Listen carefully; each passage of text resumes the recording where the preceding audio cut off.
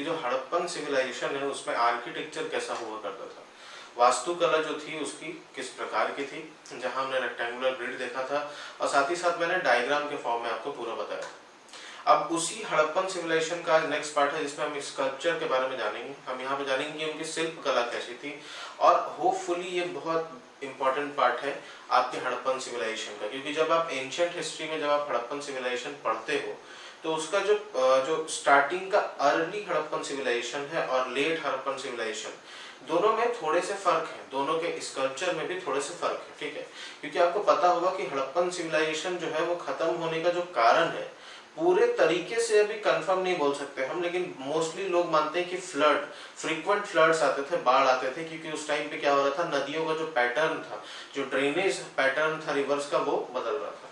दूसरा ये भी माना जाता है कि उस टाइम पे आर्यंस जो थे इन्होंने अटैक किया और बेसिकली ये जो सिटी थी ये कैसी थी, तो एग्रीकल्चर और ये थोड़ा पीस लविंग पीपल थे, तो इनके पास अपने बचाव के लिए ऐसा कोई वेपन नहीं था और वेपन इन्होंने डेवलप किया भी नहीं था, क्योंकि वेपन की जो अगर आप बोलोगे ना कि वेपन के निशान हमको बहुत कम मिले इस सभ्यता के खोज में, ठीक है, तो वो अपने आप को डिफेंड नहीं कर पाया और धीरे धीरे ये सभ्यता जो है वो क्या हो गई, विलुप्त हो गई। लेकिन कुछ ऐसी आर्कियोलॉजिकल चीजें हमको मिली है जो कहीं ना कहीं बताती कि उस टाइम पे हड़प्पन सिविलाइजेशन में जो शिल्पकार हुआ करते थे ना वो बहुत डेवलप होते थे, बहुत ही ज्यादा, मतलब बहुत एडवांस लेवल के शिल्पकार थे। उनको मेटलर्जी पता थी, मतलब धातु को कैसे मिलाते हैं, कैसे अयस्क बनाते हैं, कैसे एलॉय बनाते हैं, ये सारी चीजें उनको पता थी। कैसे मिश्रित धातु बनाते हैं ये भी पता है, क्योंकि यहाँ की ब्रॉन्ज कास्टिंग बहुत फेमस है, लॉस्ट वैक्स टेक्निक बहुत फेमस है, यहाँ की पॉटरी, यहाँ की जो मिट्टी के जो बर्तन है, लाल और काली जो पॉटरी है,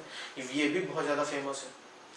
तीसरी चौथी चीजें अगर हम बात करें कि यहाँ के आभूषण जो है वो भी बहुत फेमस है, जहाँ पे अगर हम बात करें तो कई जगह पे कॉटन और वुल, मतलब कपास और ऊन के फैब्रिक मिले हैं। इसका मतलब ये है कि ये कहीं ना कहीं फैशन सेंस इनमें अच्छा था, मतलब ये फैशन से फेमिलियर थे। फिर अगर हम बात करें कि यहाँ पे जितने भी जो मोहरे होते थे वो मोहरों में बहुत फेमस, जैसे पशुपति, बुल आइकन, यूनिकॉर्न, ये कुछ मोहरे होते थे, कुछ सील्स जो थे वो हमको मोहनजोदाड़ो में खुदाई के समय मिले हैं। तो आज हम स्कल्पचर देखेंगे और यहाँ पे भी मैं कोशिश करूंगा कि आपको ये पूरा याद हो जाए, इसलिए हर जगह पे आपको एक इंपॉर्टेंट डायग्राम में बगल में शो करूंगा जो उस पार्ट से रिलेटेड होगा जो मैं पढ़ा रहा हूँ। देखो ये जो स्कल्पचर हम पढ़ेंगे इसको हम पढ़ने वाले हैं बेसिकली कितने पार्ट में, हम इसको पढ़ेंगे बेसिक फॉर्म में 4 पार्ट में, ठीक है।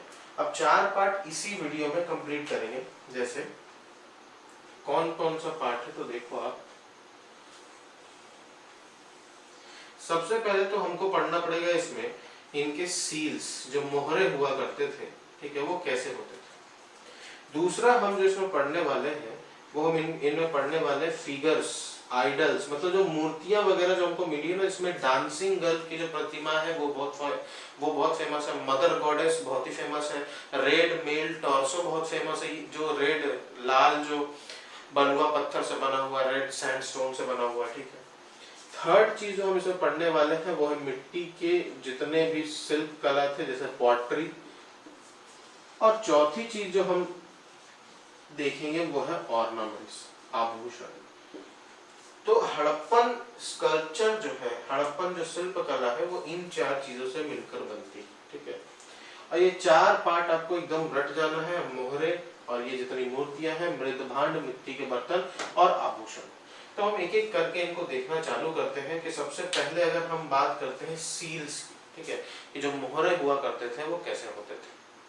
अगर हम सील्स की बात करें तो देखो यहाँ इनॉर्मस आकार के सील्स मिले, जो मोहरे जो हमको मिले ना वो बहुत सारे आकार के मिले हैं, जैसे रेक्टेंगुलर भी मिला है, स्क्वायर भी मिला है, सर्कुलर भी मिला है, बहुत सारे आकार के मिले हैं। लेकिन सबसे ज्यादा जो चलने वाले थे वो बेसिक फॉर्म में स्क्वायर और रेक्टेंगुलर फॉर्म में रहते थे, ठीक है, कि स्क्वायर और रेक्टेंगुलर फॉर्म के जो सील थे वो सबसे ज्यादा प्रसिद्ध थे, पॉपुलर।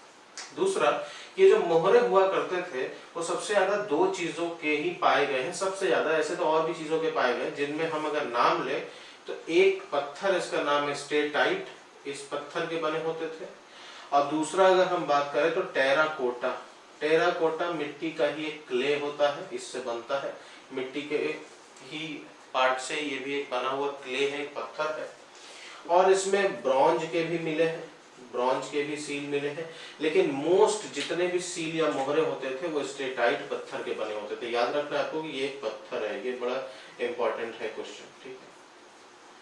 नेक्स्ट अगर हम बात करें कि कितने सील, इसमें 3 सील आपको याद रखना है, बहुत इंपॉर्टेंट है, क्योंकि इन सभी के सभी सील जो होते थे ना, ये सभी के सभी सील, बगल में आपको डायग्राम दिख भी रहा होगा कि ये सब के सब इनमें पिक्टोरियल फॉर्म में इंस्क्रिप्शन होते थे। जो भी चीज में गुदे होते थे ना, वो कहीं ना कहीं एक डायग्राम के फॉर्म में होते थे, ड्राइंग के फॉर्म में होते थे। जैसे 3 जो इसके सील है वो बहुत ही फेमस है, जो कि मोहनजोदाड़ो में मिले थे। ये आपको याद रखना है, तीनों के तीनों सील कहाँ मिले? मोहनजोदाड़ो। एक जो है वो पशुपति, ठीक। दूसरी जो है वो यूनिकॉर्न एक जानवर होता है, ठीक है, एक सींग वाला एक घोड़ा होता है, ठीक है, इमेजिनरी है ये। अब तीसरी जो सील मिली थी वो बुल सील थी, ठीक है। पशुपति, यूनिकॉर्न और बुल सील। तो आपको एक चीज यहाँ और याद रखना है कि स्टेटाइट पत्थर से तो ये बनते ही थे, टेराकोटा से बनते थे और साथ ही साथ आइवोरी से भी बनाया जाता था इनको, ठीक है। ये 3 टाइप के बेसिकली पाए जाते थे। अब क्या है कि इनमें ना कुछ जो स्क्रिप्ट मिला है अभी तक, स्क्रिप्ट मतलब होता है हिंदी में लिपि। अब जैसे आज जो हम लिखते हैं देवनागरी लिपि में, जब हम लिखते हैं तो हम किधर से किधर लिखते हैं? इधर से इधर। हर लाइन में हम इस तरफ से इस तरफ लिखते हैं, इस तरफ से इस तरफ लिखते हैं। लेकिन इनमें जो सील्स मिले हैं ना, इनमें जो लिपियां है, जो स्क्रिप्ट है, वो बॉस्ट्रोफिडन, ठीक है। ये बहुत इंपॉर्टेंट है, ये वर्ड आपको याद रखना है, बॉस्ट्रोफिडन। बॉस्ट्रोफिडन क्या होता है कि हम एक लाइन इधर से इधर लिखते हैं और जहां से ये लाइन खत्म होती है फिर दूसरे लाइन में हम ऑल्टरनेट इधर से इधर लिखते हैं, मतलब इस तरीके से ऑल्टरनेट चलता है। तो इनमें बॉस्ट्रोफिडन लिपि मिली है, इसको बाई डायरेक्शनल स्क्रिप्ट भी बोलते हैं, ठीक। साथ ही साथ क्या हुआ है कि इनको सील्स में कई जगह पे ये देखने को मिला है कि एम्यूलेट्स इनको मिले हैं। एम्यूलेट्स क्या होते हैं भाई? तो एम्यूलेट्स को हिंदी में हम बोलते हैं ताबीज, ठीक है, ताबीज देखने को इनको मिला है।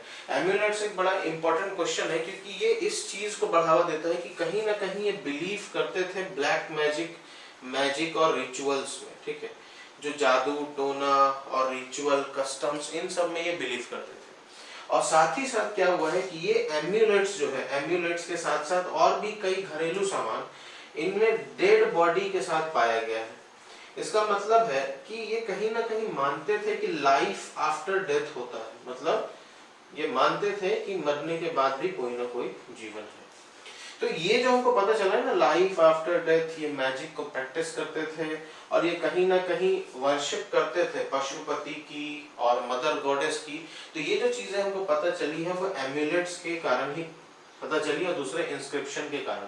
हालांकि अभी जो हड़प्पन सिविलाइजेशन की जो लिपि है ना, अभी भी येट टू बी डेसिफर्ड है, येट टू बी डेसिफर्ड। इसका मतलब होता है कि अभी भी इसमें खोज चल रहा है कि एक्चुअल में ये किस तरीके से क्या लिखते थे, किस तरीके से मैसेज को कन्वे करते थे, क्योंकि उनकी जो लैंग्वेज है वो आज भी हमको क्लियर नहीं है। ये जितने भी ये जो सील थे, ये जितने भी जो मोहरे थे, वो बेसिक फॉर्म में देखो ये किसके लिए इस्तेमाल करते हैं? तो कहीं ना कहीं अगर हम बोल सकते हैं तो कमर्शियल यूज के लिए इस्तेमाल करते थे ये सील्स, और साथ ही साथ कमर्शियल के साथ ट्रेड के लिए, किसी से व्यापार करने के लिए।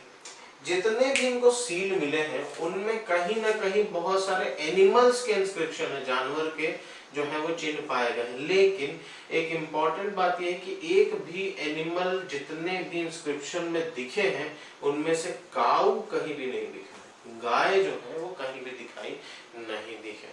तो ये एक इम्पॉर्टेंट पॉइंट है कि सील्स जो थे वो किस टाइप के थे, किन किन चीजों के बनते थे, किस फॉर्म में होता था, किस लिपि में लिखी होती थी, कौन से सील जो है वो सबसे फेमस है, कहाँ पे पाए गए हैं, मोहनजोदाड़ो के करीब, ठीक है।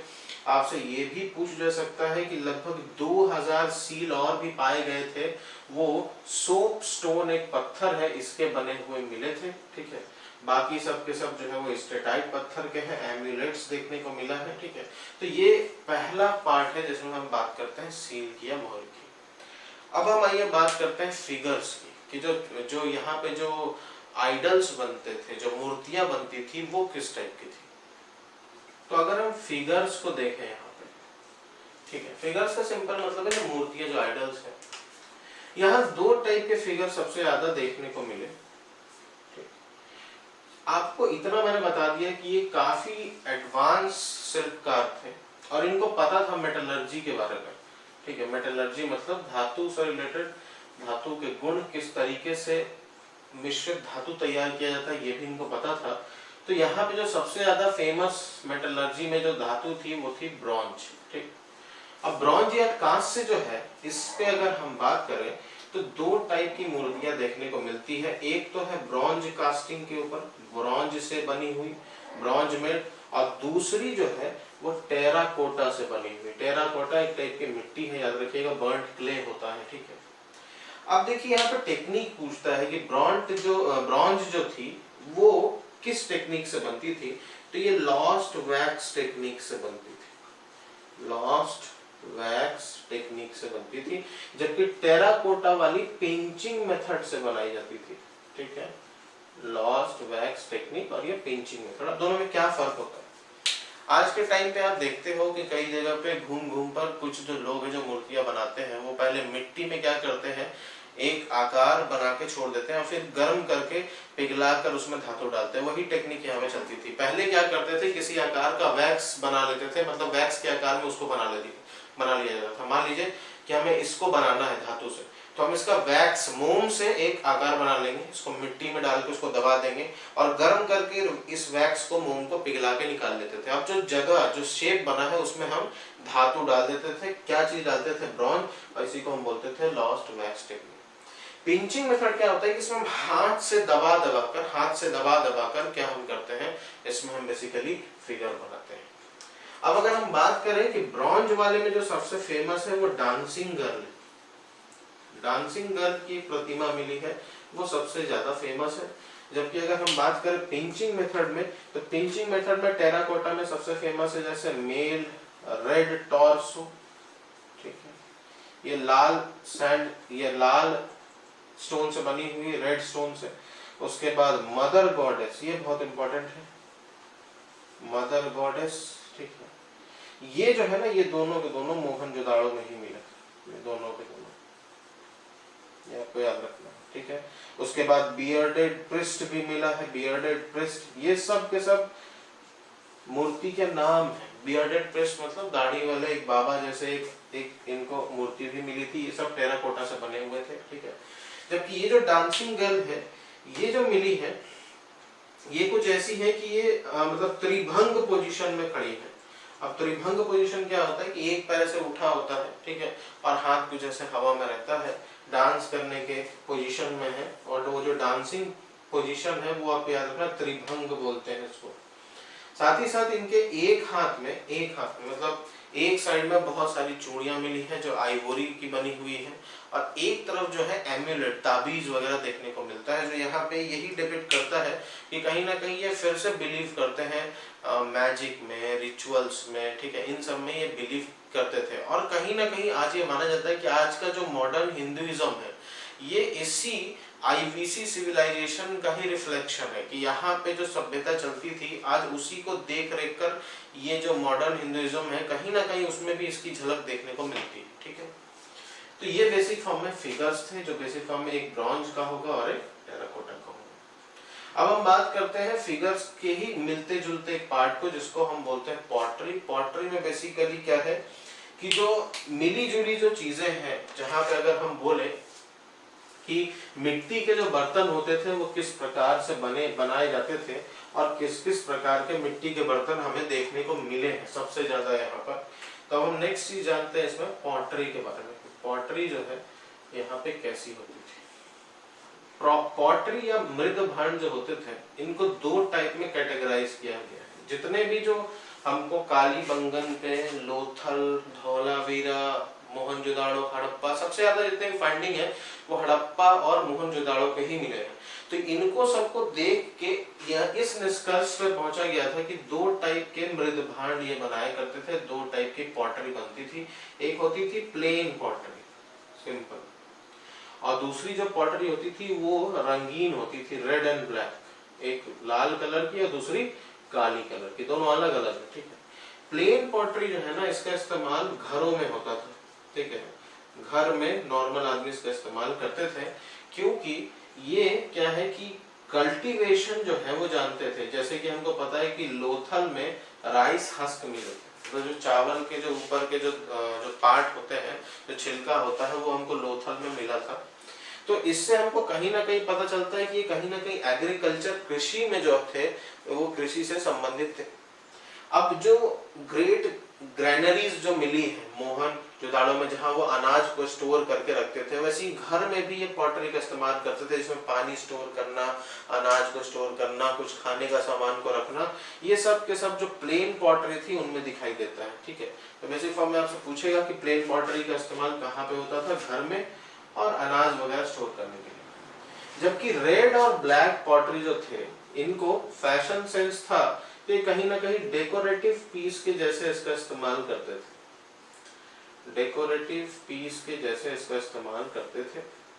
और इसमें भी एक छिद्रित मृदभांड होते थे, एक प्रकार की छिद्रित, या जिसको हम इंग्लिश में बोलते हैं परफोरेटेड। परफोरेटेड मृदभांड जो है वो कुछ इस टाइप से होती थी कि इनमें लिक्विड को स्ट्रेन करने के लिए, स्ट्रेन मतलब छानने के लिए छोटे छोटे ऐसे छिद्र बने रहते थे। ठीक है, और ये भी इनको देखने को मिला है। ठीक है, और ये सारे के सारे जो पॉटरी आप देख रहे हो ना, ये पूरी तरीके से बर्न्ड है एकदम, मतलब अच्छी पकी हुई, क्योंकि हमने लास्ट वीडियो में देखा था ये जो ईंट इस्तेमाल करते थे वो ईंट भी बर्न्ट ब्रिक्स होती थी, और ये पॉटरी भी कुछ इसी प्रकार की है। पूरी तरीके से क्या है?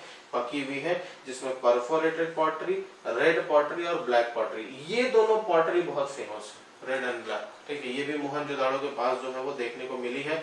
हड़प्पा सिविलाइजेशन में भी हड़प्पा के पास देखने को मिली है, कुछ लोथल के पास मिले हैं। तो ये कहीं ना कहीं पॉटरी जो थी ये भी इनकी बहुत इन्फ्लुएंस थी अपने काम को लेकर और स्टोरेज को लेकर। अब जो लास्ट सेक्शन बचता है इनका ऑर्नामेंट, कि इनके आभूषण कैसे होते थे, जो आपको बताएंगे कि ये फैशन से कितना टच थे। ठीक है, तो ऑर्नामेंट्स या हिंदी में हम बोलेंगे आभूषण। सबसे बड़ा अगर मैं एग्जांपल की बात करूं तो अलादीनो एक जगह है मॉडर्न डे कराची के पास। ठीक है, बेसिक फॉर्म में तो अभी हड़प्पन सिविलाइजेशन का बहुत सारा पार्ट जो है वो पाकिस्तान में ही है, सिंध वाले एरिया में। तो वहां पे जो एक सबसे इम्पोर्टेंट चीज देखने को मिली थी जब इसकी खुदाई चल रही थी, तो बीड मेकिंग फैक्ट्री यहाँ पे मिली थी। बीड्स मेकिंग फैक्ट्री जैसा एक छोटा सा यूनिट मिला था इनको। बीड्स क्या होता है? मनके होते हैं छोटे छोटे। ठीक है, छोटे छोटे मनके जिससे मालाएं बनती है। तो ये अलादीनो के पास जो है वो देखने को मिली थी कराची में। तो वो ये बताती है कि उस टाइम पे भी लोग कहीं ना कहीं माला वगैरह पहनना जो है वो पसंद करते थे। ऑर्नामेंट जो है वो दोनों ही इस्तेमाल करते थे, मेन भी और वुमेन भी, दोनों के दोनों। लेकिन एक खास बात थी कि एंकलेट्स वगैरह, एंकलेट्स, इयररिंग्स, ये सिर्फ वुमेन इस्तेमाल करती थी। अब एंकलेट्स होते हैं पायल, और इयररिंग आप जान रहे हो, तो ये मेन इस्तेमाल नहीं करते थे।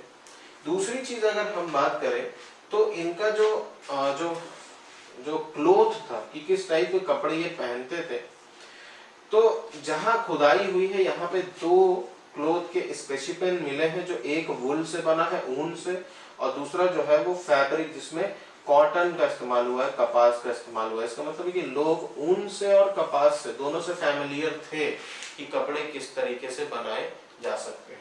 आभूषण की जो बनावट है, चूंकि ये मेटलर्जी से काफी इन्फ्लुएंस थे, इनको ज्ञान था अच्छा खासा मेटलर्जी का, धातु वगैरह का ज्ञान था, तो आभूषण में बहुत आभूषण सिल्वर के मिले हैं, चांदी के, दूसरे कुछ ब्रॉन्ज के भी मिले हैं, साथ ही साथ गोल्ड के भी कुछ आभूषण जो है वो मिले हैं।